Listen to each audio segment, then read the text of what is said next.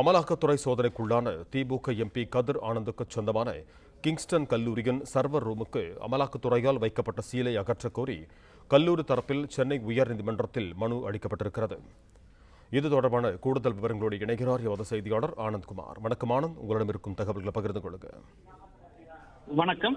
திமுக MP கதிர் ஆனந்துக்கு சொந்தமான Kingston கல்லூரியின் server ரூமுக்கு வைக்கப்பட்ட சீலை அகற்றக் கோரி தாக்கல் செய்யப்பட்ட மனு மீதான விசாரணை நாளை எடுத்துக் கொள்ளப்படும் என சென்னை உயர்நீதிமன்றம் தெரிவித்திருக்கின்றது. அமைச்சர் துரைமுருகனின் மகனும் திமுக எம்பியுமான கதிர் ஆனந்துக்கு சொந்தமான கிங்ஸ்டன் கல்லூரி உள்ளிட்ட இடங்களில் கடந்த 3ஆம் தேதி அமலாக்கத்துறை சோதனை நடத்தியது. இதனையடுத்து கிங்ஸ்டன் கல்லூரியில் நடத்தப்பட்ட சோதனை முடிவில் அந்த கல்லூரியின் சர்வர் ரூமுக்கு அமலாக்கத்துறை சார்பில் சீல் வைக்கப்பட்டது.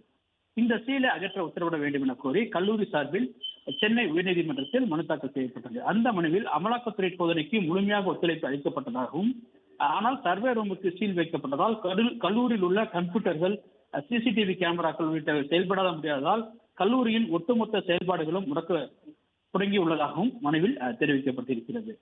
எனவே கல்லூரியினுடைய அந்த சர்வர் ரூமுக்கு வைக்கப்பட்ட சீலை அகற்ற அமலாக்கத்துறைக்கு உத்தரவிட வேண்டும் எனவும் அவர் தன்னுடைய மனுவில் கல்லூரி நிர்வாகத்தின் சார்பில் கூறப்பட்டிருந்தது. இந்த வழக்கு நீதிபதி S.M. சுப்பிரமணியம் மற்றும் நீதிபதி M. ஜோதிராமன் அமர்வில் இன்று விசாரணைக்கு உள்ளது. அப்பொழுது மனுவை நாளைக்கு விசாரணைக்கு எடுத்துக் கொள்வதாக நீதிபதிகள் தெரிவித்து விசாரணையை நாளைக்கு தள்ளி வைத்துள்ளனர்.